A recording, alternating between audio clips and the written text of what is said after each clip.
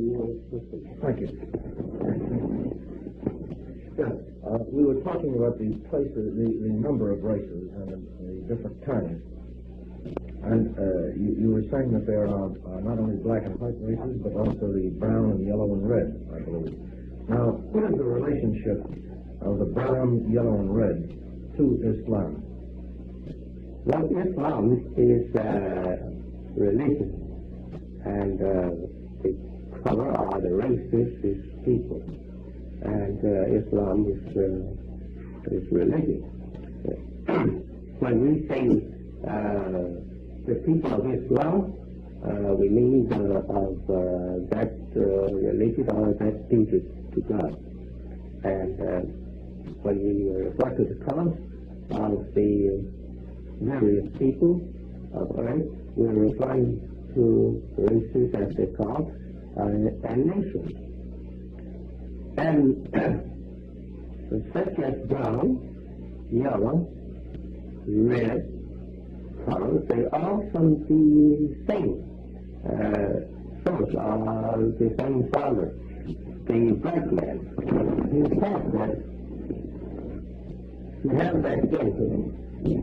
And the white color is the color according to the teachings of Master Muhammad. Praise his views regarding this question. Is we call the first color from black, and white the final color of black. It is not in a one part of the other four. It's completely it's independent to itself. As it is something which not only which though it emerged from the others is rather completely separate. It's becomes so different that it is no longer the same as the others. Its root is from the first, black. Right. But it has now been taken completely from that, and within itself is independent. Now, Islam, can white people become Muslims? Not by nature they can't. Because Islam means a person who, rather, when we say Muslim, it means mostly a person that is actually by nature is born that, with that quality of divine belief and submission to that divine will. And by nature they are capable of living and, well, they are capable of just being just that. People that is of the will of God and easily to obey His will. Yet you mentioned to me earlier that Mr. Farad himself was part white. He was part white. He was, when we go into, may I say this? When we go into this particular question, which we are much going into, and which is now going into today, if the questions and answers, or rather the answers, the questions has always been there. But the answers have not always been there. The questions have been there, but not the answers. It's always been there, but due to the fact that the correct answer would interfere with something or with the God of this world. And therefore, the correct answer, direct answer, has not been given to certain few people in order to allow the God of this world to rule. And as they were given this time to rule. And going into such questions as really, who is you and who am I? It's a kind of a answer or question that when answered truthfully, it may make some people feel good and make some people feel bad. But when we're talking to scholars and scientists, on this same question and answer. We don't expect to meet with nothing of the kind of position because they understand so much of it anyway. And maybe they understand I feel like they understand the whole. The coming of a God today, it has meanings that actually the average person cannot accept. Really, I would not teach what I am answering, rather talking to you now. I wouldn't answer the questions in the public. You wouldn't give this answer that you're giving me now in the public. The members of the nation of this party. Not unless I thought that that would understand. Right, those present that would be expecting such that help, we said move up to such answer. And maybe I could give them a answer. They are qualified to receive such answer.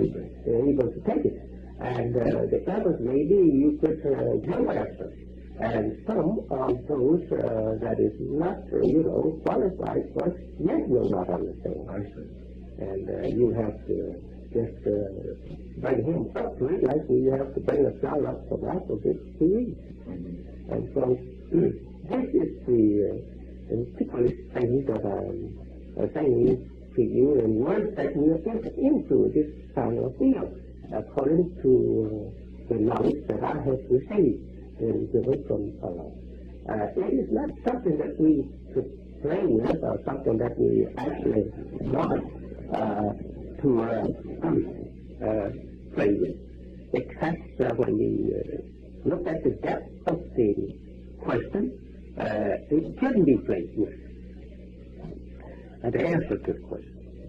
It is talking into the circle of God and how these things come about and how and why we are calling such and such person of God and such and such act of God.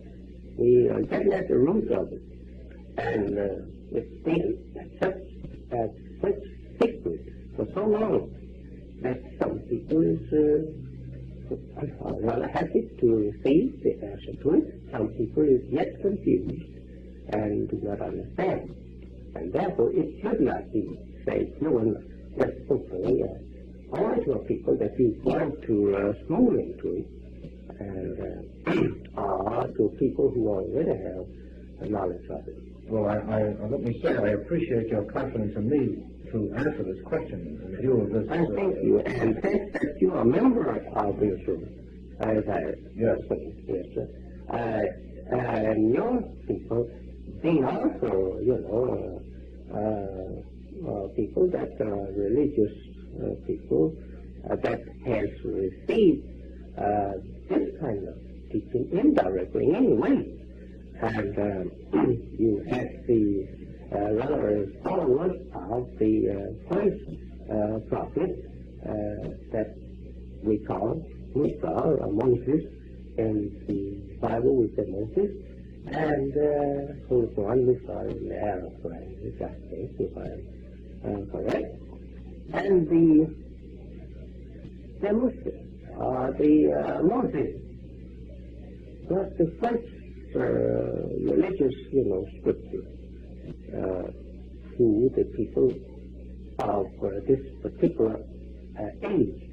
Not the first of the world, but the first of this age, which is a part of the history of us, of the people of the earth, that they live this earth, and they are under this, and they receive this, and they receive that. Now, having knowledge of the prophets and their prophesies and things, it is definitely true that Israel, as we call it, our Jews today, as we know the origin of that name, and as we have plenty of your people, pretty close, to their religion, which is for two parties, not that their religion anymore than anything else. Only they have some people who have accepted and trying to live. Islam, we have plenty of them on the history, on the record, rather, that has tried to obey and follow the law and teachings that Moses gives to them.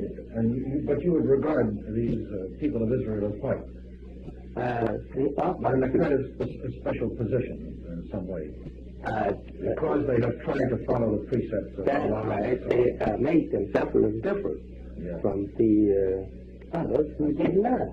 And therefore, they have been blessed in the past, and they are blessed, above the others who were not followers of the Muslims.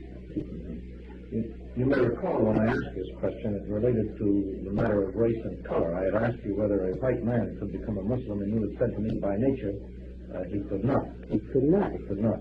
And then I asked you, what about Mr. Farad, whom you told me was a white man? That's exactly why no, I said that Israel, the scholars of Israel, have this in their prophesied of the coming of the last man, and the nature in which he must come. This man that must come and must go after that which is lost, he must be a prepared man. In order to fit the job well, he must be prepared. He must be part of both. Both what? I'm sorry. Both people, black and white. I see. Because you're speaking now of the Jew. Well, no, I'm sorry. I'm speaking of white Jew and black Jew. Right. And he has to be part. That's if we make a study, or if we have to study of the necessities of the man and his work that he is to do. He must have both, because here he judges one, and he takes another one, he judges one, and he must get among both. And his first work, getting the money, the one that he comes to judge, he must get this freedom to get among them in such a way that they will never be able to discover him as being just what he really is. May I put it this way, and please tell me if I'm correct or incorrect, that this person who is prophesied to come among the lost found tribe of Shabazz must be a part of both races. In order to teach the one race, the black race, and to be a Muslim, and also to be a part of the white race so that he may travel and move among the white race to understand them, to learn from them, or to learn about them, I should say, and to be able to judge them. And for this reason, he must be acceptable in such a manner to be in both races. That's right. And this is the part of the teaching which you say you are revealing to me now, because I am Jewish and I am a scholar. Is that correct? Yes, because that you are the people that this Christian was given to us, and not to the Christian people. You are the people. And therefore, I feel free to talk with you because you already have it. Yes. But you would not, may I ask, you would not reveal this to your own followers, then? Yes, I'm trying to teach them, but not as direct as you make because you already understand. Yes, not everybody is prepared to receive this understanding, and you feel that it should be given only to those who are ready for it. Well, you feel free to talk with a person who knows what you're talking about, then you don't a person that don't know what you're talking about. I mean, there's no sense talking if it isn't going to be understood. Well, again, on the question of color, let me ask you about the people called the Turks. Now, they are Muslims, and I think that your Akbar in one of after your trip to the Middle East reported on the strength of Islam in Turkey. Now, would you regard them as white people? They are white. They are white, and yet they are Muslims. They are Muslims as far as the belief is concerned. They are not Muslim by nature, but they are Muslim by faith. I see. Well, let me explore a little bit with you this difference between nature and faith. Yes. Do you mean by this that a man can adopt the religion of Islam? That is, he can do the things that are required externally or superficially on the outside to be a Muslim, but that there is something yet in him which makes it impossible for him to be a Muslim if he is white. If he is of Israel, I will talk plain. If he is of Israel, the people of Yaqub, he could not say truthfully that he is by nature this. But the people other than Yaqub people is Muslim by nature. I see. Because they are of the people of that particular originator of the heaven and the earth. Yes, sir. And therefore they direct. But this is an off-break, and it's not a direct. Okay, now let me see if I express it correctly now.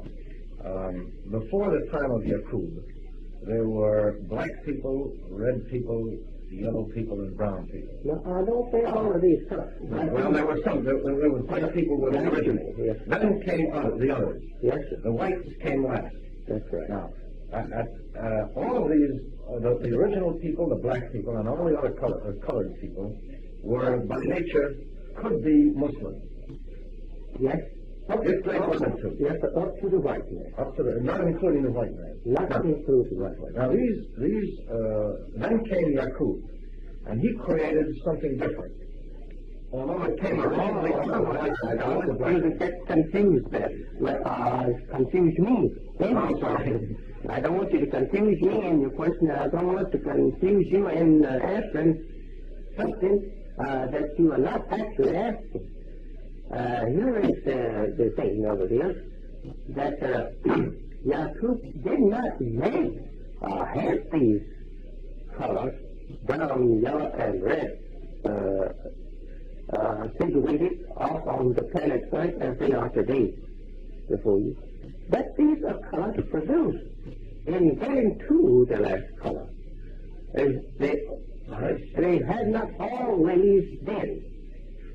That we have not always had independent brown, yellow, and red race. I see. These were stages on the way to the white race. That's right. And Yaqub came and made the final stage. Yeah, he produced the final one. His step to produce his man, produced these two. At that same time, they come this way. They have not, we don't have readings or rather history. He didn't teach me that these colors took place and was living independently as nations before Yaqub's work of producing a new man. I see. Now let me understand it then. At the time Yaqub came, the black men only existed. Then he produced in the process of producing the white man, the white race, he produced the other colors. Right. But when he reached the white color, he had something that was rather different from all the others. He had a complete different thing. That's right. And these others were all by nature Muslims, or until he got to the white man who was no longer by nature Muslim. So the white man could then adopt the faith or the religion of Islam without being by nature a Muslim. Right. This is, as I understand it. Yes. Right. When we say that the white man can't be a Muslim, it don't mean that he can't believe it. Yes. It means that by nature he cannot. Yes. Because he came later from He's a complete different different being. Yes, sir, altogether. He's not the same being. I see. We take, I would like to say this, according to his teaching, the first 200 years of his grafting, he produced the brown race. I see. And this is why you say the white race was 600 years in birth. That's right. I see. Right. The first 200 years he produced a brown race. He produced a complete brown race. He had no more black. I see. And the second 200 years? His process of grafting had erased the black. Within 200 years he had erased the black and had a brown race. And his process of keeping apart the black from the browner or yellow or whiter until he gets to the last stage was so strong that there was no more black after 200 years. But even after 400 years, there was no more brown. The brown had also been erased in his process of grafting. His grafting was reaching for white. He was going to take this germ into its last stage. I see. The black germ into the last stage would be white. In other words, then, he arrived on Earth when there was only the black race. Only the black. He created the brown out of the black, and the black was erased. That's right. Then he had only the brown. That took 200 years. Then, in the next 200 years, he created the red, and then the brown and the black were no longer. Oh, yellow, yes, sir. And then he created the yellow in the last 200 years. And then there were no longer red, brown, or black. Remember, some of these are not saying that they did not exist, but he did not exist. He did not have to create. No, sir. He didn't have these materials to work with. To work with, no. No. They lived. I mean, black people continue to exist. We have them today. Yes, and they came from that work. But they did not exist in his work. I mean, they was not his people yet. He was waiting for his people. Yes, his people are the white people. The white people. And there was no, when he reached the brown, there was no black. When he reached the red, there was no brown. When he reached the yellow, there was no red. And when he reached the white, there was no yellow. And so there was nothing of the original in the white. Nothing. This represents and this took a 600 years process. And that's his work is what says. And that was his complete, aim and purpose. Right. Oh, yes, right.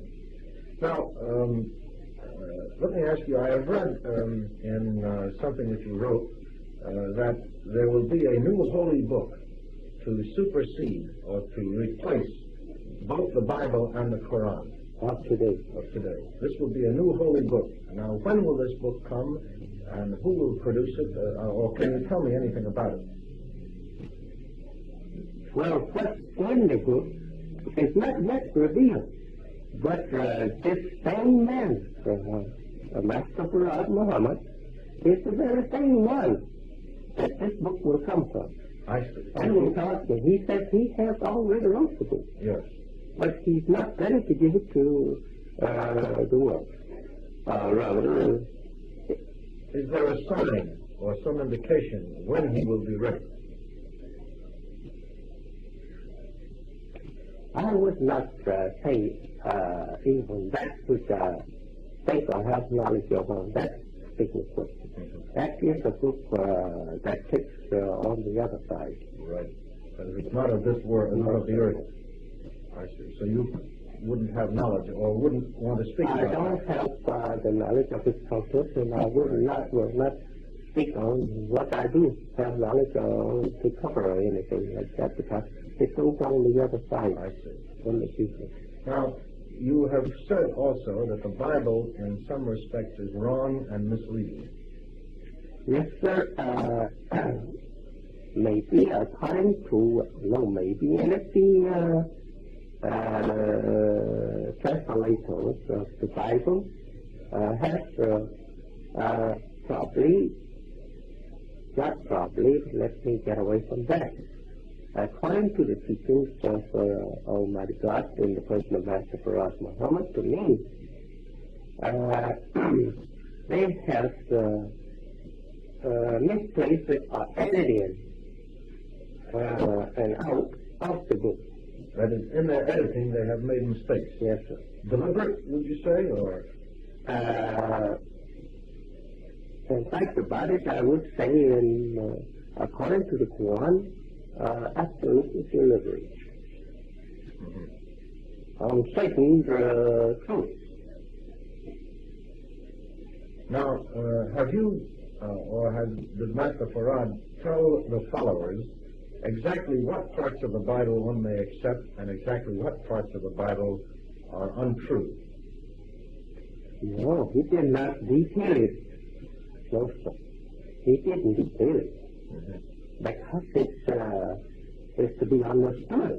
And you can't detail it out to the people. You would have to go all over the Bible and give them lessons. You school the person to detail it. But the work is made much shorter by giving a man the knowledge of it. Is the divinely knowledge of it, and that makes the work much shorter. Yes, if you take out the parts that are misleading from the Bible, you have something which is rather brief as compared with the original. Well, that's quite a bit of work to go and take it out and separate what is not right. Do you know that? Wow.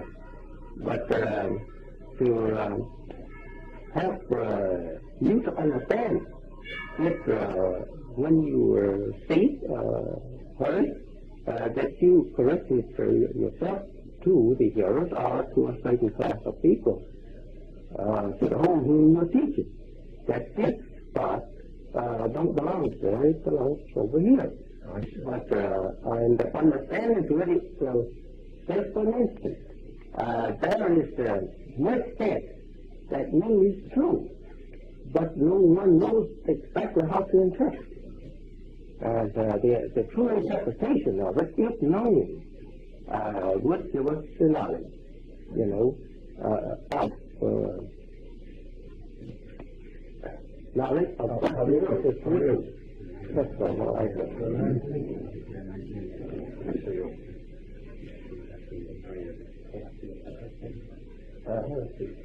I actually don't have too many more questions I want to ask you. I don't think it will take too long if you will just permit me to.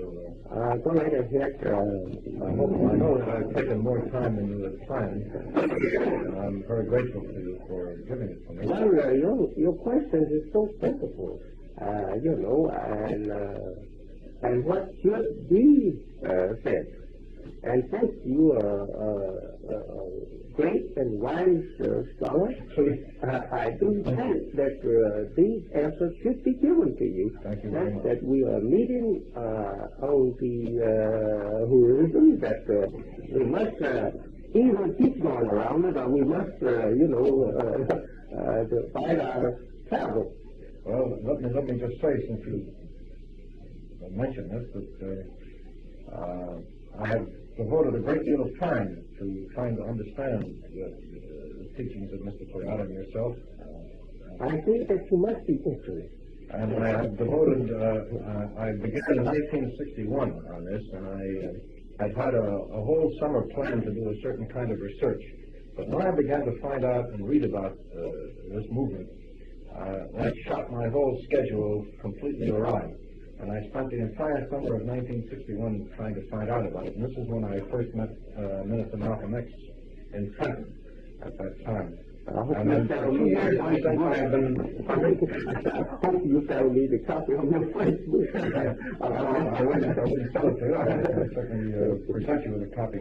But in a sense, I have been preparing now for 2 years to talk with you about these things and trying to understand them as much as I was able to first before coming to talk with you. I might also say that I've been I was very much, what really set me off to study this whole thing was your claim or your statement that the original religion of the Negroes, of the black man, is Islam. And that posed a question in my mind as to what was the religion of the black slaves brought to this country. And I began to investigate the records and study this question. And this is what set me off and ruined my schedule for the summer. Well, anyway, that's just a bit of personal history. Let me ask you two questions about words and pronunciations. I asked you about the origin of the word Shabazz, and you answered that question in the way that you wanted to. Let me ask you, you pronounce the word Quran. Is that correct? For the holy book of the Muslims? Well, we just use this Q, and the average, English uses T instead. Yes.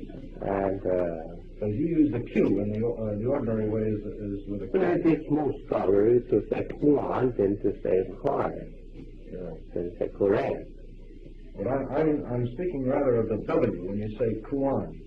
Is this the common way that it is pronounced among your followers, or is this a Quran is the common way? Yes, sir. Would you regard that as the correct way? According to the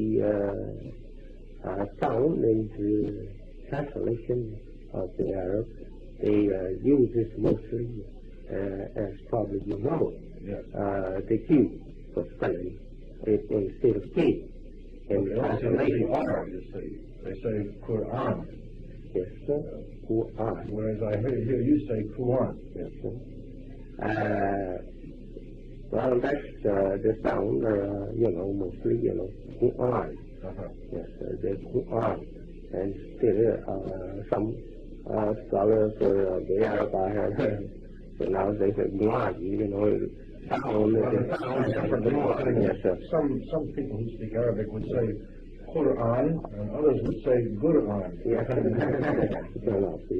Well, now let me ask you about the difference between. I know that you make a strong distinction between the word Muslim and then the word Muslim, as it's often pronounced, M-O-S-L-E-M. But the meaning is practically the same. The English says Muslim. Rather the word is given Muslim. Well, they mean the same, so we say Muslim. Would you regard it as sacrilegious, for example, or blasphemous or something to say Muslim? This is not, it's not an insult to a Muslim to say that. No. It's simply a matter of incorrect pronunciation. No, it's just like say Muhammad, and we say Muhammad. Uh-huh. But the meaning is the same. Right. Thank you. Now, I have just two questions, and then I'll be finished. I saw the interview that you had with the reporter from the New York Herald Tribune, I believe it was. No, the New York Times, I'm sorry.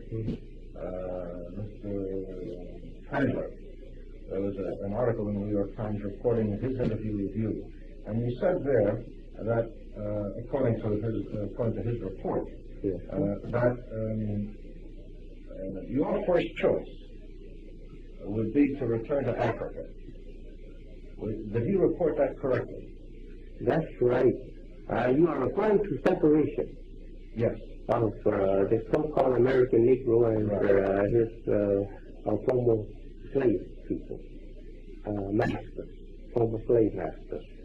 Yes, we would rather, especially those who believe in Islam, we would rather be sent back where we came from. But if we are not given that freedom to return to where we came from, then to provide us a separate place here in order to prevent all of this dissatisfaction and give us a chance to make a nation out of ourselves, or do for us what we believe would be good for us, as you have good for yours. And we have centuries here of experience among you that you and I can get along together in peace. And in fact about it, again, if we could peacefully get along together, I want something for myself. And you want something for yourself. You have gotten something for yourself. I am in your house. I would like to get out and build me a house of my own and my own Jesus. Now, in the past, as I understand it, you have not urged your followers to vote. No. Is that correct? Now, is this, I have read in various places, I don't think anything officially, but I'd like that is officially coming from the leaders of the Nation of Islam. But I would like to know, do you plan to urge your people to vote and to run for office and so on? In other words, do you plan to ask them to take part in political movements in any way? I don't know whether you want to answer that question, but I thought I would like to ask it. Well, that depends. But according to looking at the clock of time in this work that I'm doing here, my particular job is just what is predicted that I would do or one would do. That is to shape a people for self-respect and universal recognition. And I am not sure whether or not that this time will come. And I was glad that we will be preparing for a political setup here in the government of America or not. But just in case that we become numerous here in the government, we would like to have a representative going to the government there in Washington to represent us of our own choosing. You mean a member of the Congress, actually? Is that what you're referring to? Yes, sir. I see. We would like to be represented, according to our own,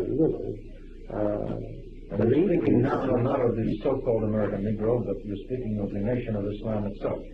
Well, if we are done it, whether in numbers or in power, we would include the whole. In fact about it, I'm not after a few in this matter. I'm after the whole. I would like to see the whole represented, rightfully and given justice. I would like for them to be justified. But I do know that it takes qualification to be represented and recognized by the government. And that is what I'm trying to do now, is to qualify my people to receive recognition in this government or any other government. Wherever we go, we have to be fitted for respect of that government. I see. I'm sorry, I said I had only two questions, but one more occurred. That's all right. I have read that Mr. Farad himself was either a member of the Noble Drew Ali's movement. No, he was no member of or he was a follower or something. He's not a follower of Armenia. He's not. He associated in many ways with Noble Drew. No. These reports, then, so far as you're concerned, are incorrect. That's incorrect. It's right. No, he was no follower of Noble Drew Ali. No. He's no follower of anyone. He's stuck in the Senate. He's stuck in the Senate and nobody wants him. There's a book called They Seek a City, written by Arnold Bonpland and Jack Conroy, in which this is stated to be the case, and I just wanted to know from you what you thought of it. But the writer didn't have one on the pen. As so many still writers don't have good knowledge of what to write on the subject, but they want to hurry out with something. Yes. Have you read Mr. Essian Udum's book? Yes. Black Listen, no. Right. He has some good interest, and I could also classify him as a hasty writer. He's too hasty in what he wants to write, and probably would write correctly, but he wants to hurry and get us on the market. He wanted to get his degree, a PhD degree. Finish that up. Yes. Well, is there anything written by anybody but a member of the Nation of Islam which you would regard as a good report, as a fair and a correct, reasonably correct report? Well, the correct that you just mentioned, and yes, sir, and also this other writer, Ian McLaughlin. Oh, Eric Lincoln. Yes, sir. They both have very good things in it, and they have things in it in their writing that shows their undeveloped knowledge of just what. But I don't detest or I just classify just people who want to write. Well, I think we... I would like to ask you. I shouldn't, in all politeness, but I do want to ask. Yes, that's all right. That's it. But I know that you have other things to do, and I didn't want to take up more of your time. Please go ahead. Yes. In your research and gathering of knowledge of this particular movement, especially the work and teaching that I'm doing here. Since that you is of Israel, is this for the purpose of giving a true science of what is going on here in America among the dark people? Is it for criticism? Is it for, you would say, well, you for the foolish, you should have asked me that in the beginning. No. But the answer can be yes or no with me. But here is what I'm after. That's the writings of these people. And I have been classified by us as being partly correct and partly incorrect. There's something that we would learn. That you are used to it, we will be together. But I really have to do things myself. But according to the time and the ever-changing and, I could say, the needs of the time for us, for men.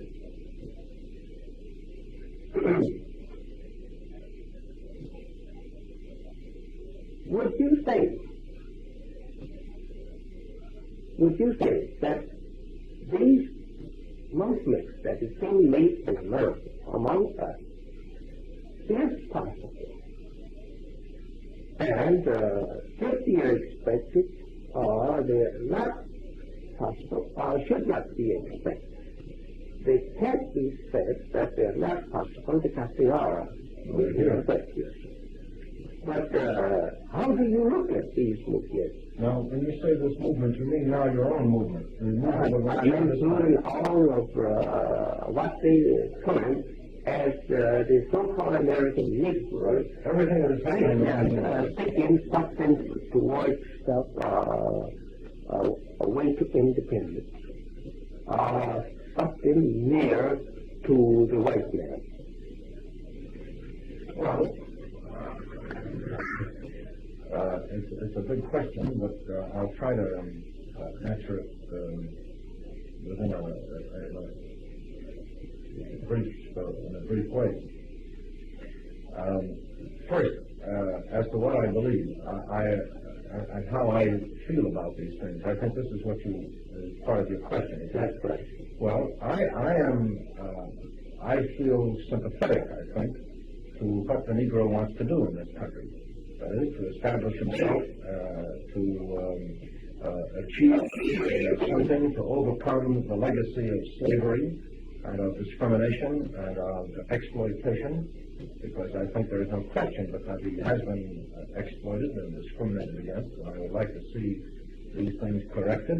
But I think that it is not only the Negro's job to do this. I think it is also the white man's job to do this. I would like to see that done. So I sympathize very much with the Negroes who are trying to achieve this, to work among themselves as well as to convince the white man what needs to be done and to draw to his attention the evils that have been created here. I must add, in all honesty, however, that I don't participate very much in these things. It's a matter of one's personality and one's profession, and I myself, as a scholar, prefer to read and write and understand. That is, I'm not going to march on Washington, and I don't, shall I say, I don't... You would like to know the reason why they don't march on Washington. That's right. I have a great curiosity about human behavior. Not only the behavior of American Negroes, because I have studied other groups as well. Now, as I mentioned earlier, to answer the other question that you asked about about presenting the ideas and the teachings of this movement, it is my obligation in trying to understand what people are doing to report what they think they are doing. See, I want to put it so that I will explain in the best way that I understand what they believe they are doing. But as a at the same time, I'm sorry, go right ahead. But as a writer, we always have our own personal I do not, however, relinquish my right as a scholar and as an individual to interpret in my own way. I don't mean this to interpret in hostility, but to interpret what I think it means. Yes. You see. Well, and this is, for example, if you ever take a look at this book which I've left with you, you will see that when I try to explain what the Arabs do and think, I try to do that in their own way, in a way which they will accept, and they will say, yes, this is what we believe. You have described this accurately. Then I go on to analyze in my own way what I think is correct or what I understand. Yes, and that may be quite distinct. But I reserve that right as an independent scholar to do that. Why, certainly. And now I'm asking you this now. Do you think, what is your conception of the various movements made here? There is two major movements is being made here. Yes. One is for staying with the master and forcing the master to keep his doors open to them. And the other is for total separation from the master. What is your... Right. Well, which one of these movements, how do you look at this? Yes. Well, I would say... if I had to say it in 20 words or so, I would say that I understand why Negroes would want to separate. I feel, however, that is impossible. And I believe, I disagree with you. You see, I don't believe that the white people and Negroes come from a completely different stock, so to speak, that they have a different origin. I believe that there is one human origin, Scientifically and emotionally, I believe this. And so I believe that ultimately human beings ought to be able to work together and live together. I would like to see that. As I say, I can, however, understand why Negroes, some or even all Negroes, would want to separate. But you believe that they all should live together. Yes. If you was questioned on your belief, would you accept it? How do you mean? How do you arrive at any, I would say, any thing in your belief that you could give to me that would support you? That it's possible. Yes, sir. Well, there isn't much evidence that it's possible, but I think on certain levels among human beings, there have been, from time to time, examples of people coming together who had previously fought, or whom one had exploited the other, where this was possible. On the other hand, the idea of complete separation itself, I find not only difficult to achieve, but also I would say I find that this is I would sense a defeat of a noble ideal if one were to admit this. You see, I understand why people think this way and speak this way, but to me that's an admission of defeat of a human goal. Where does you take me to witness or bear witness to you that it is the human goal to all live together, mix together, because and one be the master of the other? Well, I don't believe that. I think that there are people who are leaders and there are people who are followers. I don't think that there should be masters of any. That some people. Someone gotta be master. We just can't erase the general laws of nature. We have that working throughout the universe. Even the planet is even built upon such laws, created upon such laws. We can't erase that. Somebody got to be the real. Of Islam is equality. I mean, what do we mean by equality then? The nation of Islam, equality. Pardon me, we are just talking, over, how we look at things. And I'm just asking you on, candidate, Sorry, I don't mean to turn the questions over to you. No. But if you say that you think that the races should be merged in and live together and not be separated, I'm asking you, where do you find, why can you point to me in the past history where that such ever happened and that it was a success? It happened considerably. I don't know what we mean by success, but racial mixture has been going on in the world. I know thousands of years. I know that ever since you've been here in the sun, it has been going on. Yes. It's your father's idea. This was in the work of your people, not in ours. It was the father's ideal of your people, was to mix them in and yet make them dominate. But as we hinted at this some time ago, going into really the core of the thing, maybe we may start pulling away poles apart, but still we must come to the knowledge of truth in the thing and to justice in it. Does it look reasonable? Does it look intelligent, I should say, for you and I to merge in together and you yet dominate? No, not dominate. Well, one of them got to dominate the other. We can't live. Why must it be that all the people who are dominant will be of one color and all the people who are not dominant will be of the other color? Why won't there be people of each color? Oh, why? Among the dominant. We have it like that. It was like that when you started dominating the world. We had brown, yellow, and red dominating in one sphere to themselves.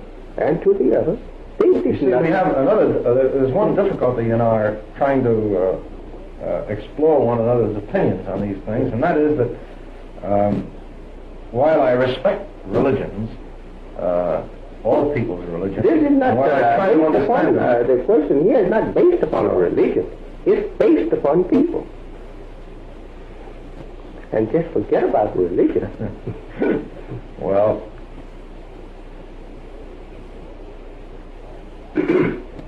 you are telling me in words that are the way you see it, it would be better for us to try to live on here and try and make ourselves social members or citizens along with the white man instead of trying to go for ourselves and make for ourselves independent government for ourselves as the white man. But your picture is that your best bet is to try and make friendship with these people and let them teach and train you how they will respect you as a member among themselves, but they still will arm the country, they still will be the dominant ruler and not us. They can't say that they will strike a dividing line. If you had said in the beginning that it would be nice that you both live together and become neighbors and act like neighbors or friends instead of separated. But one should have a room here and the other should have a room over there. This is what I am asking. If I can't go to my own home, will you give me a room in your home that I can call my own room and not just a room in your house, that you can evict me anytime you desire? It depends on my act. But if I'm given a room, then I own that room and I will be the landlord of my own room. And if you are to help me to get the room started, in building the room, creating the room, supporting the room for a length of time, I have to show to you that I'm worthy of it, or the conditions between you and I. I understand what you're saying, but my attitude would be this. I would say that it is not, I would not favor giving to a whole group this idea of a room. I would say that every individual, no matter what race or color he may be, has the right to have this room of his own, to have a right to do what he is capable of as an individual. I think you're misunderstanding me. I don't mean just the Muslims have. Yes, I understand. I mean all the Negroes. The people here in America. No, I don't believe that the Jews should be given that opportunity as a group of Jews. I don't believe that the Poles or the Christians or the Methodists, and I don't believe that the Negroes ought to be given that opportunity as a group of Negroes to stay together, live together, and have this room that they can call their own. I believe that every individual who is prepared in his own way, as an individual, intellectually, emotionally, psychologically, should have the absolute right to achieve everything that he can achieve. That nobody ought to stand in his way except in the ordinary matters of the laws of the land, which apply to everybody, not just to this individual. I think that, and I believe that there are many Negroes, I mean, even to say it that way already sounds condescending, but I see no reason why Negroes are not already prepared to live fully, completely equal lives in their own way, to the extent that their individual capacities and their wealth, even, and their intellectual ability allows them. Yes. That should be done on an individual basis for every individual who can do it. Yes. This is my own belief. There are among us people that is capable of starting an independent government for themselves and their entire people. But they need help and support. But that same person trying now to become an equal member of the superior people that he's already enslaved under. I'm trying to get at that point. You're not advising me, which you could not. You couldn't advise me to leave America. That would be against the friendship of America and yourself. I'm not even asking for that. Well, I'm asking this to show me this truthfully, whether or not that the idea that the two, this is on the table now. One group is working for separation, total separation, while another group is working for totally merging in. That makes sense. If that people has already been enslaved for 400 years under that same people and are suffering injustice at the hand of that people at the very moment, that makes sense. To try now to ask the man, the master, to change his mind and allow the man to live in more better, comfortable peace with you. If he wants to go, since you have freedom, you said you freedom. Yes. If he wants to go from I'll tell you what. give him the privilege of going from because things change from time to time. Because if Negroes would demanded, for example, 20 years ago, the things that they are demanding today, they would be cut down in the streets. Yeah, they would. Much more often than they are. They are still cut down in the streets. Mm-hmm. But they would be cut down much more than they are today. Mm-hmm. Now, how do we account for that? Why is it that the white people are willing now more to grant the demands of some Negroes than they were 20 years ago? Yeah, because of the time that happened. More often than they are. They are still cut down in the streets. Mm-hmm. But they would be cut down much more than they are today. Mm-hmm. Now, how do we account for that? Why is it that the white people are willing now more to grant the demands of some Negroes than they were 20 years ago? Yeah, because of the time that have arrived. Well, I hope that time will arrive when they will be able to live together in peace. But That's my faith. you wasn't Your able to faith. do it. Your people was not able to do it. The Well, Japanese to me, and the the Chinese Yeah. and the other people, races of the people, was not able to do it. Well, England and France fought for many hundreds of years. Now they don't fight anymore. But Germany and France just fought, as it may be, I think and hope will be able to be overcome. I don't see any other solution myself, you see. I cannot see the mechanism of any other solution. I'm not saying, by the way, that the future of the Negro is rosy and that everything will be solved in this country. I'm not saying that by any means.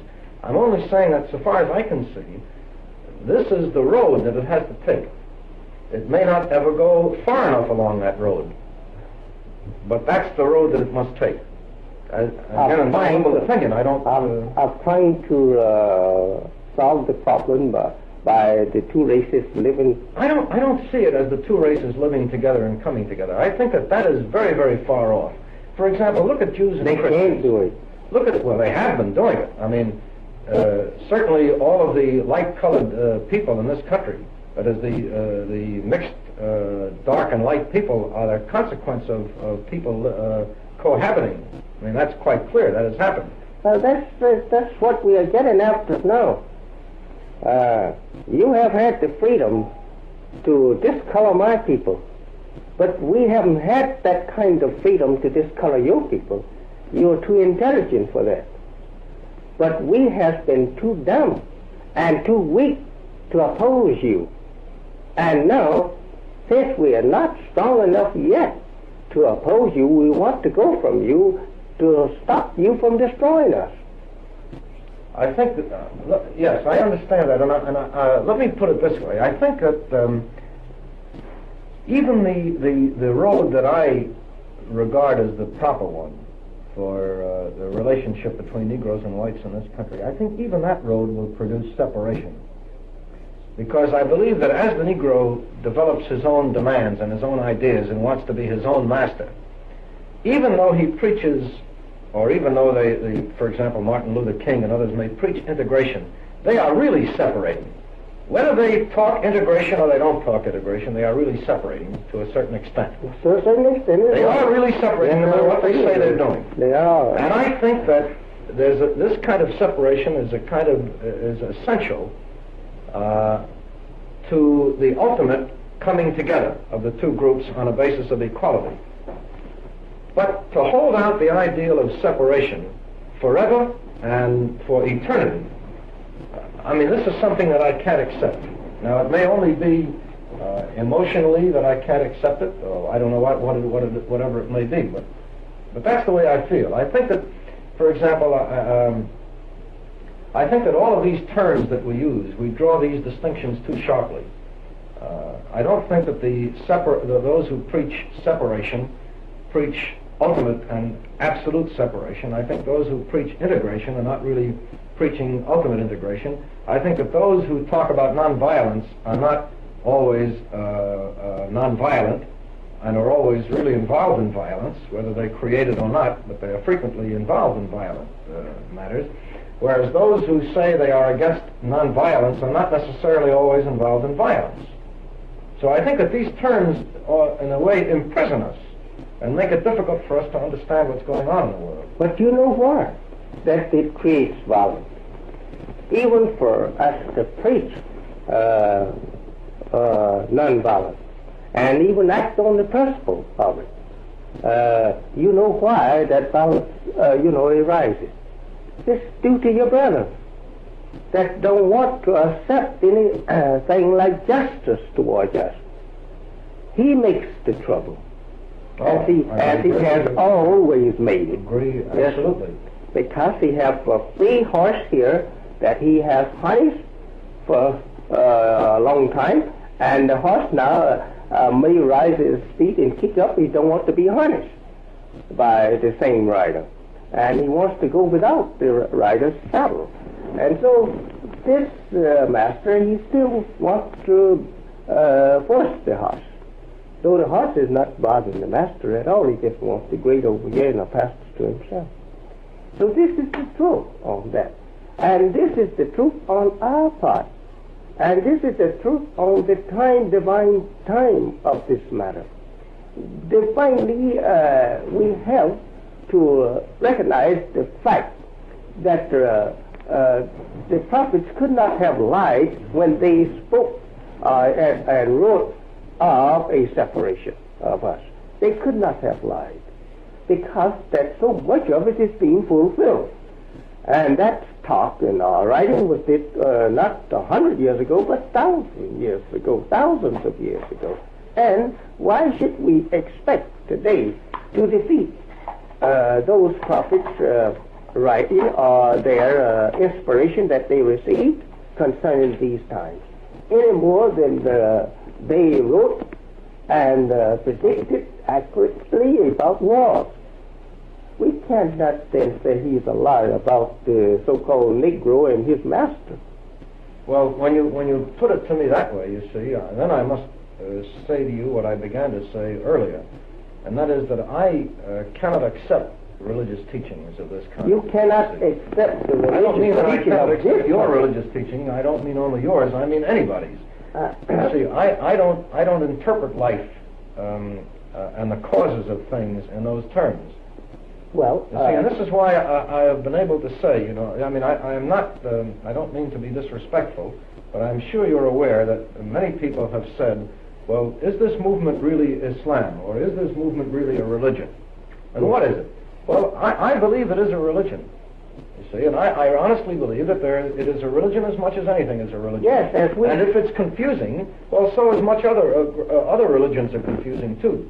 And I don't think that you can read the Quran, or you can read the Old Testament or the New Testament in the way that you can read any straightforward account of what is happening. There are many confusing things in there. And I have written in something which is, I hope will be published, but it is not yet published, that I believe that if the best minds of a society were to spend 2,000 years on the teachings of Mr. Farad and of your teachings, they would make the same kind of, build up the same sort of literature that 2 or 3 or 5,000 years has built up on the basis of the Old or the New Testament. But having said all this, I must add that I am not committed to that as an individual, you see, because I cannot accept what somebody prophesied 5,000 years ago. Even though it has come to pass. Well, I believe that prophecies are of the nature that you can always find evidence for what they have come to pass. No. You see, all you have to do, you see, human nature, human life is such, if you'll excuse me, just to finish this thought, human life is such that if you predict evil and shame and despair and terrible things, sooner or later you'll be right, because human beings are always producing these things. You are telling me that you are an infidel and that atheist, yes, I am. and that you don't put any credit to what is formally said or predicted. I put credit on those things if I can see the evidence and the reasoning behind them, not if somebody tells me that this comes from God. No, because anybody can have visions. Anybody can say he has visions, I should say. Well, you see, here is the thing. Because you look up, I don't look up for God. I look here for God. I don't look up for God, because there's nothing up for me to look for God. God is here. We are gods, and we don't look up for the God. Yes. Well, I would agree. I would agree up to that extent. Certainly, I would. But if a wiser character among us proves that he's wiser and more, well, wisdom is power, then we just have to respect him as being such, right? I agree, yes. Yes, sir. Well, then, when we don't respect him as being such, we are called infidels or atheists for not doing so. That's true. But that doesn't bother me. I'm not concerned. I'm not worried about that. But you do say to me in words that you don't believe what one have said yesterday concerning God, if it was referring to God. And God only means, we could consider it in English as a word meaning power and force. That which is superior to inferior, all the same. If that's all you mean by it, then I would agree, yes. I believe in the superior over the inferior. I believe in the wise over the foolish. Absolutely. I believe it. All right, well, that's all it means. Well, and we stand agreed on that. You will say maybe that you wouldn't believe that Yaqub exists 6,000 years ago. Maybe you could tell me that. But I have proof that he did exist because of his work. And you could say maybe this don't mean anything at all yet. We should do these things, but you didn't find them merge together and function as you are given a picture of what you think today. If it had been so, maybe the same general laws would work successfully for us today. Look at the question of take Jews alone. I have met Jews in various parts of the world who are dark, who are as dark as Negroes, as dark Negroes, who have features which are considerably different from my own. May I say, pardon me for cutting in, but may I say to you, do you consider the word even Jew as a race or nation? I don't know what it's very difficult to say. Oh, no, sir. A scholar like you cannot evade that. It's all kinds of things. I'm not going to evade it. I'm not saying that you can't call it a race. You can't call it a nation. You can't call it only a religion. You've got to call it, it's many things. And it's different things to different people. Now, to the Jews in Israel, it means one thing. Now, to Jews outside, it may mean another. And among the Jews outside of Israel, it may mean different things. Just the other day, you may have read in the newspaper that a man who is a Christian priest became a citizen of Israel and calls himself a Jew of the Christian faith, because he says in Israel to be a Jew is to be a member of a nation, not a member of a religion. And he is a member of the Jewish nation, living in Israel, and a citizen of that country, but he is also a member of the Christian faith. And we have to refer to these things according to the fundamental truth of them and the principles in which they have been functioned upon. Israel, we know, is the whole of the white race. When we say Israel, it's the whole of the white race. And we do know, according to the study and the nature of the people today, they are a grafted people. We know that. And your scientists admit the same. Well, now, then we cannot say that any more than the symbolic lesson given to in the Bible, the grafted olive and the original olive branch. We cannot say that we can overlook the fact that we can take the graft and the original and produce, rather keep them together and leave one as a slave to the other after knowledge. You just can't do that. That's against the very law of nature forcing. And if we are asked freedom to move here, we're doing nothing more than what you have once did, and according to the history of your race. And it is nothing more than right that we trust any man. This is the nature of people. If I can't get along with you, I'll leave you. That's the nature of people.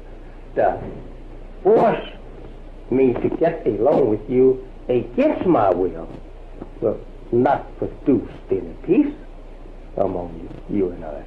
No, because deep within I am still probably poles apart from your way, we say, ideology of thinking or doing. Well, I would agree with that to this extent. I don't think that people ought to be forced to do things that are against their nature or against their will. That is, I don't believe, for example, that if a Negro wants to live among other Negroes, that he should be forced to go to live in a white neighborhood. I mean, I regard that as a silly kind of a product of this whole civil rights movement with a certain amount of confusion attached to it. I don't believe that if a Negro prefers to marry another Negro that he should be called, that there's something wrong with him for not wanting to marry a white person. I don't believe that. I believe that if Negroes want to live among themselves, they should be free to do so. And if he wants to live among white people or become part of them, he should have the freedom to do so. Not exactly. I don't. No, not exactly, not but exactly, a little. because I don't know what that. I'm not sure that I know what that means. I believe that a Negro should have the right in this country to go anywhere that his intelligence, his capacity, and his wealth will take him, in the same way that a white man has the right to go. But you don't believe that he should have some part of the country wherein that he can be dependent, independent. I believe that he should have whatever he can get, legitimately, in the same way that the white man can get it. Yeah. But at the present time, you think that it's all nice for him to just take and make himself a floating people. He has to go any place he wants to, but not on anything other than the privilege to. I think that he go around freely in the other man's house. The right to own land, but to own factories. There are Negroes who own factories. There are Negroes who aren't very many. But how he's going to own land and factories when he's not even given the rights to even be a citizen of the country, or rather only in words. How can he build factories and dispose or seek a market for his product to be put on equally with you, when you are the absolutely one that is keeping him in the place of status as he is here? You put him in there. Well, now, how one of the things I always try to do is to avoid arguing with people in the Nation of Islam, because so much of what they say is very powerfully put, and you would have put me in a position of arguing about these. No, I don't mean that you're doing it. As you have asked me questions, I just wanted to ask you a few on the basis of how the thing looked to you.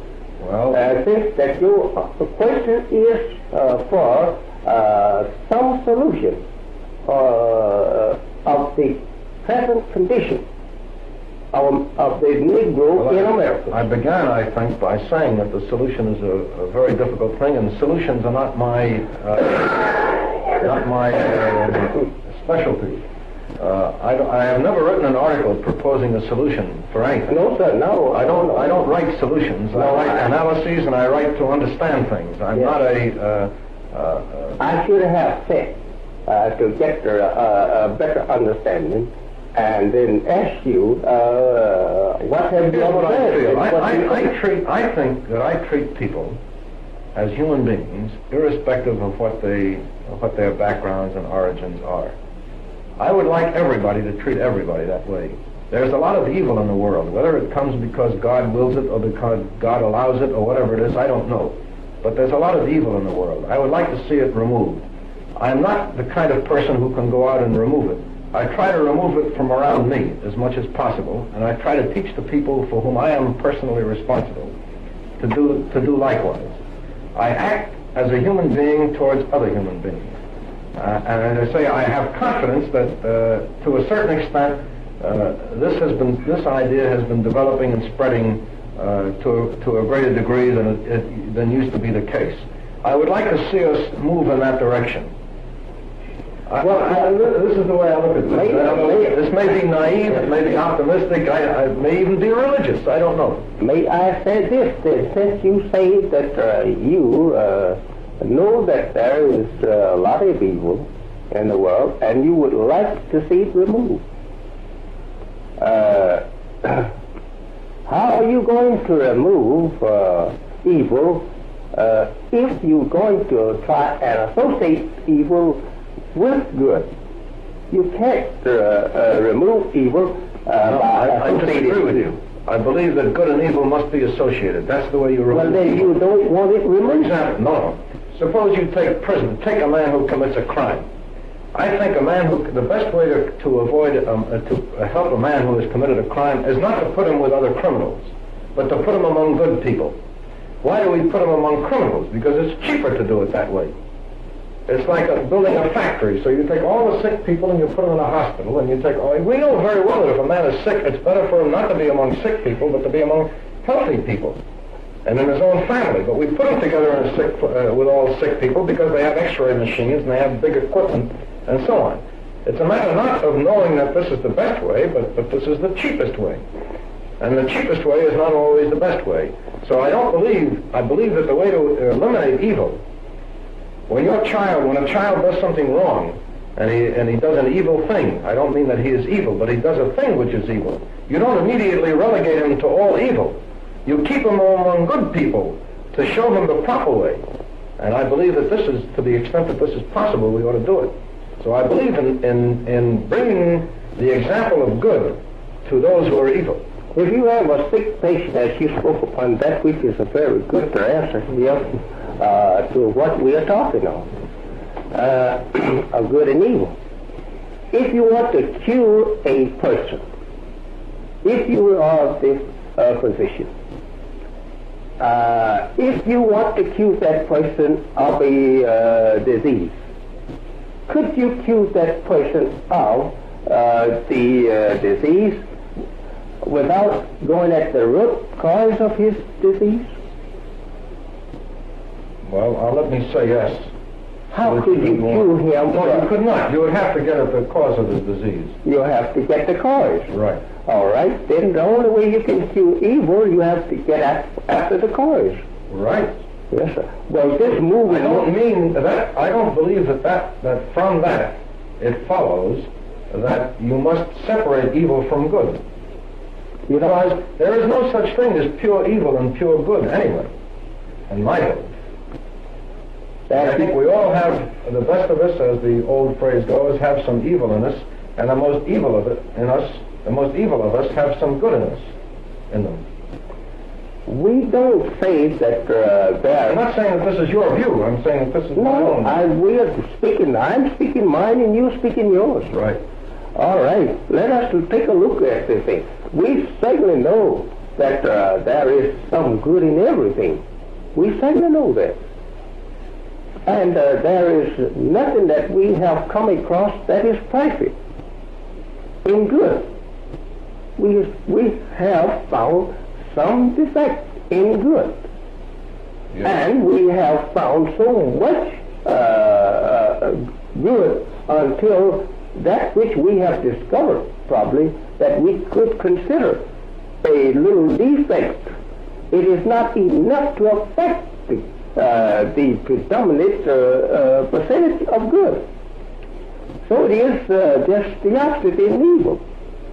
There is something that is so filled with evil that the little good in it is not enough to affect its dominant. Those are the easy cases, Mr. Muhammad. Those are the very easy cases, where it's 99% good and 1% evil, or 99% evil and 1% good.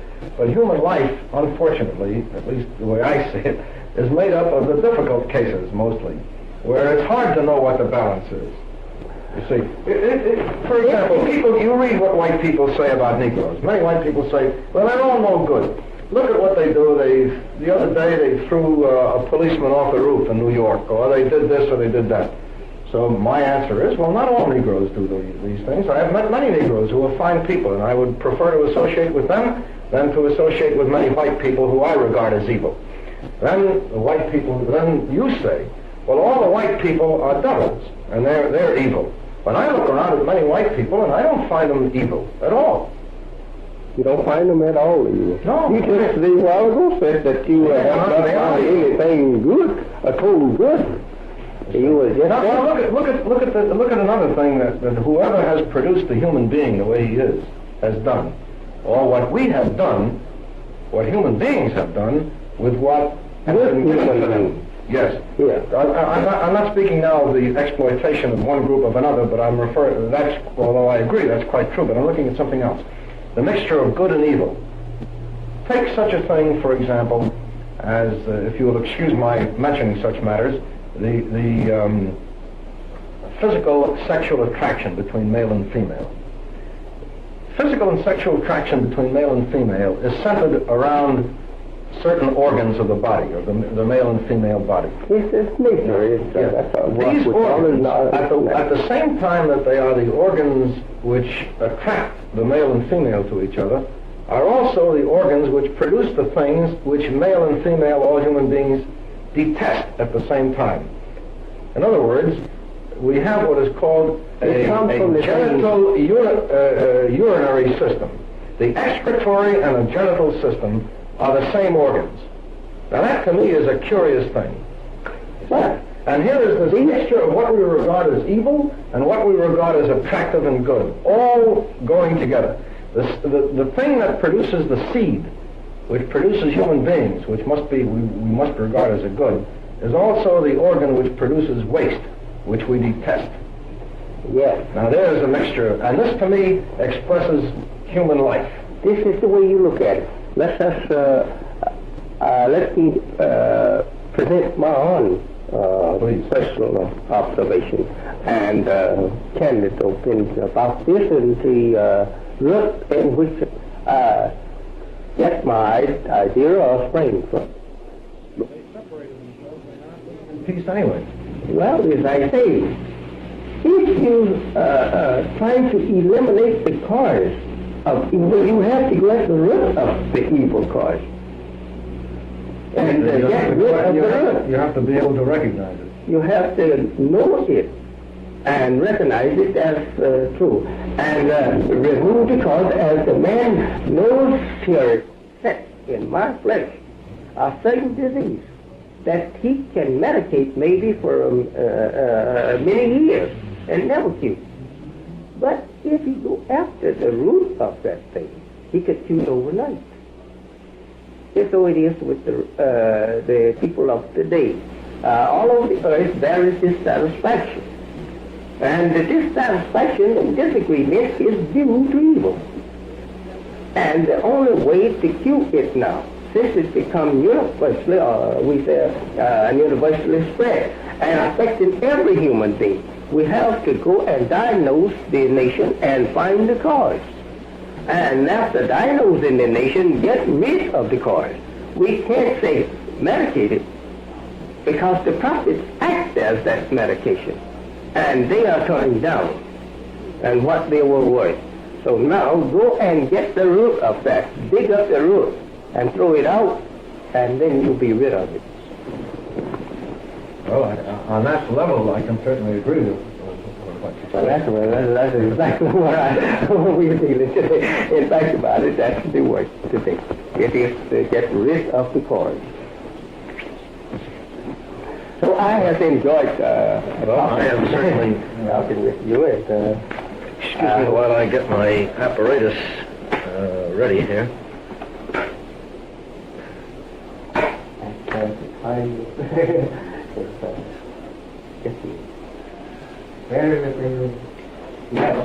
Yes, you must have many things to do.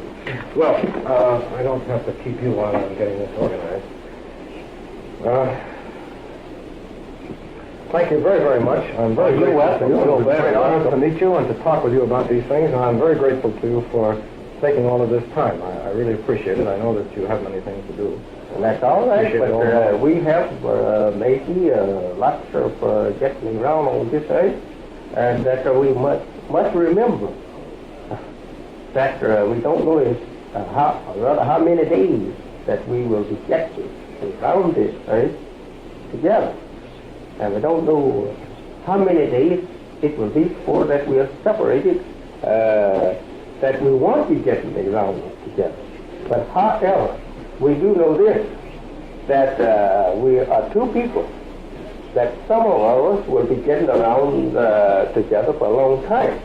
And we have to come to some understanding. Yes, I think long before we actually separate, we'll be together for quite a while, and I hope we can be together in peace.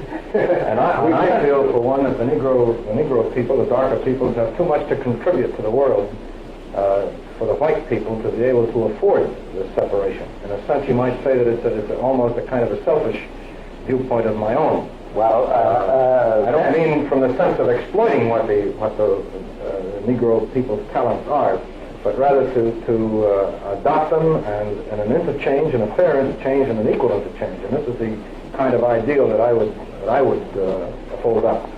Well, that may be a form of religion too. That answer that you give there is natural. That's nature of you being a member of the people who have dominated us and still want to do so. That's natural for you to speak. I'm quite aware. And that it's okay, but however, we want, like you and all the others, you want your independent place on this earth, and you the brothers to America. You don't want America's white brother of yours dominating you. You want to be as independent as he. I wouldn't not want to go to Africa and be dominated by my black brother there. I would want a separate place here. And I rule myself as you are ruling yours. And especially here now, since that the spirit of theft has become now dominant over the inferior spirit of the kingdom upon others. It's so strong into us today. We just can't agree with you or no other white people on things among you and you the master and we the slave. No. We are just like you. We want something for ourselves. And if we have good ideas And they were founded among the institution of learning that you have built or created. Let us take them and go for ourselves. And we just don't see our way and want to live as a substitute to other people in the long run. Well, and especially when I don't think you ought to. and especially when that people are so hostile that we want to live among. And they're so evil that we even cannot even speak to them hardly in certain places in the country without getting insulted, going away to grieve that heart that we ever was in the sight of such people. We are today like that. We're getting more like that. We even hate the days that our fathers ever was put here on this part of our planet. We hate the day. To the evils done to our people, we see it going on night and day. And we are more wide awake to understand and then more sensitive to the hurt than we was yesterday. We was not even sensitive to the hurt yesterday because we didn't have the knowledge of the hurt. Now today we have the knowledge of the hurt, and as a man has the knowledge of the hurt of a knife, as soon as he sees it pointing to his flesh, he knows what it will do. And he wants to get away from it. So the same with us. We want to get away from it. We don't want urging in or finding some way to get you alone and you stay here Negro and be my servant right now. No, we don't want that. Regardless to our advance in education, go and use it for ourselves. And you can live wherever you want. If you say this is your house, you live in the house. Let me go make a place for myself. We have for a big area of this country that we can live in without living in America. Why is America so upset over us having desire even this much to go for ourselves when they have produced it? They have produced it our whole life. It's produced by America. Now, if we have now been influenced and another life is producing in us by another life or power that is in favor of us, that is acting more justly towards us than you, why are you so upset over our desire of getting away when you said you were free to do so? If you said that 100 years ago, coaches made no provision for it, it was only a word.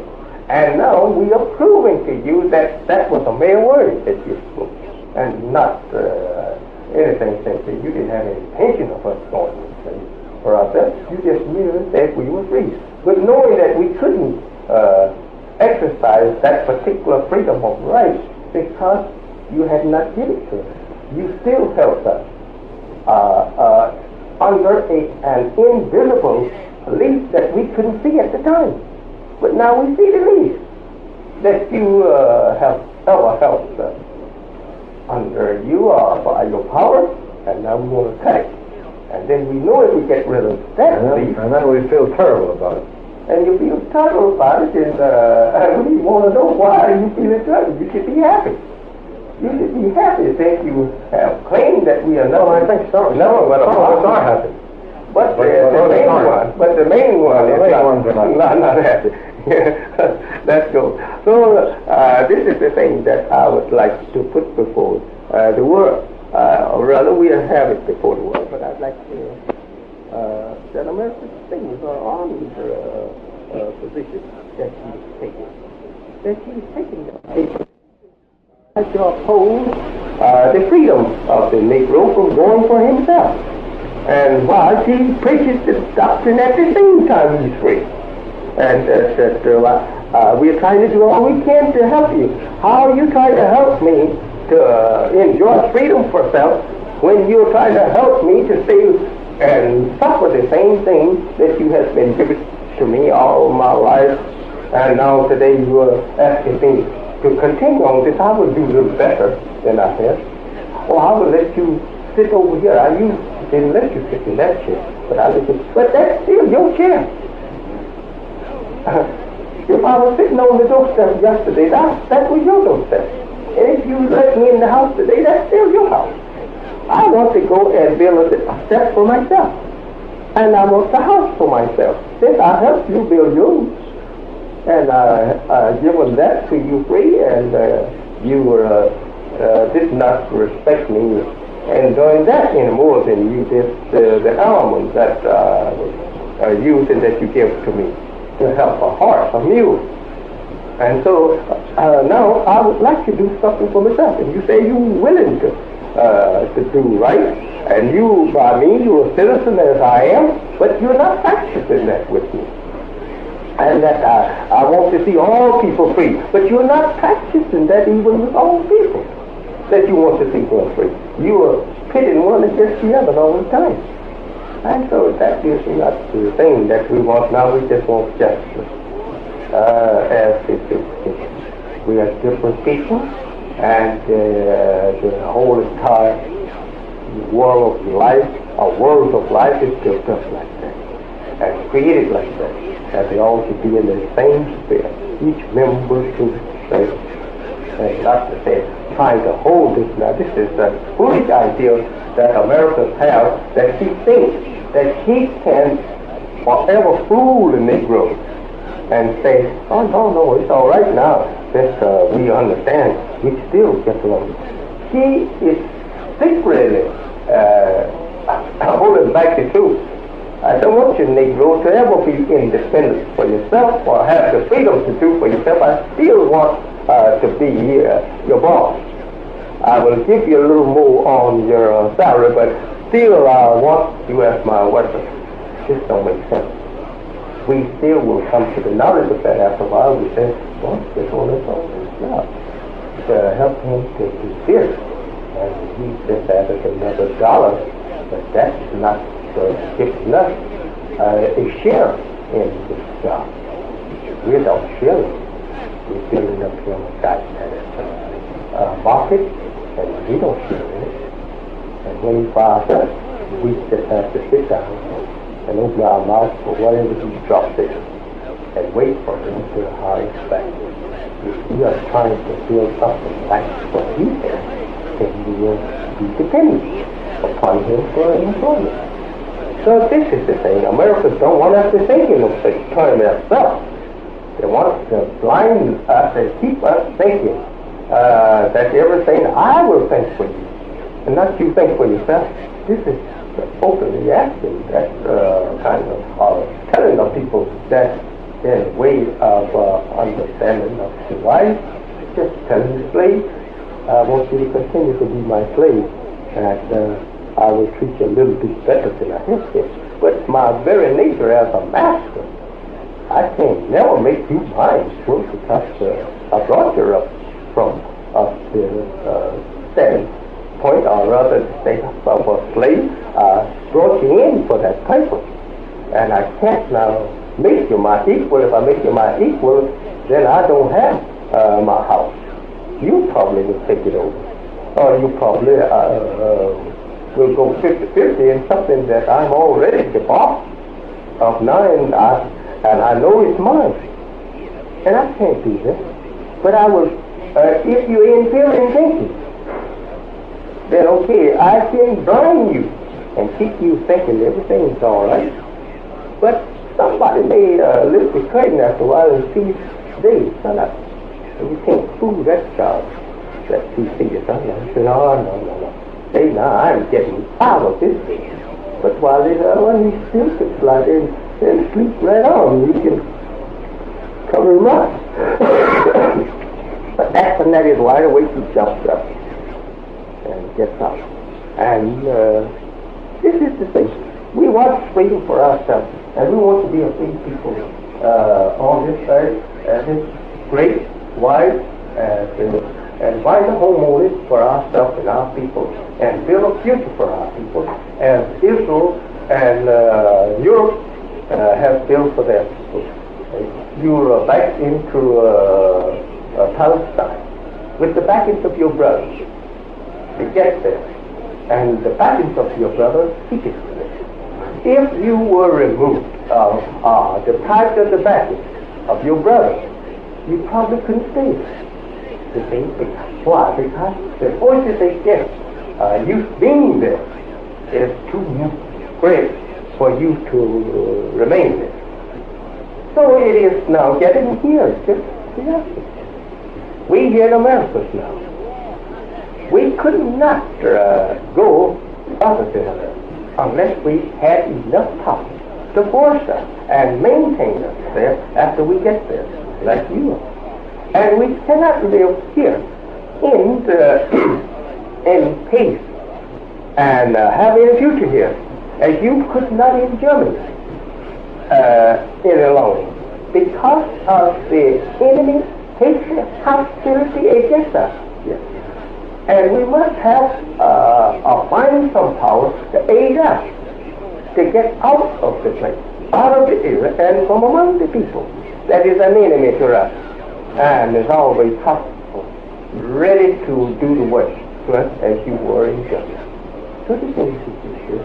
So it's nice talking with you. I hope to see and read one of your books, and I do thank you for this one, and I'm going to make a separate study of it, and after I read the book, I will learn more about the heart of Mr. Bush. I hope so. May I ask now, just on the tapes that I have of you, of this discussion, may I use these and give you some idea, if I write something before I write it, to give you some idea of what I want to say, and to ask you if this really represents your beliefs? Fine. And if I may, as I mentioned earlier, send you these few pages which I have written to get your corrections of them if I'm wrong in interpreting your views and your teachings. You are certainly welcome, and I appreciate it, and I will be very grateful to you if you will do that. Well, it's no more than fair that one shouldn't be grateful for what is proper and fair, and this is what I want to do. I'm very grateful if I could receive. May I ask, what about what I have said on these tapes? I don't want to compare what I say in importance with what you say, but will these be revealed or published in any way? No, to tell you the real truth, I only take this as a safeguard against what I have. Right, in case I misquote or misinterpret you. That's fine. Good enough.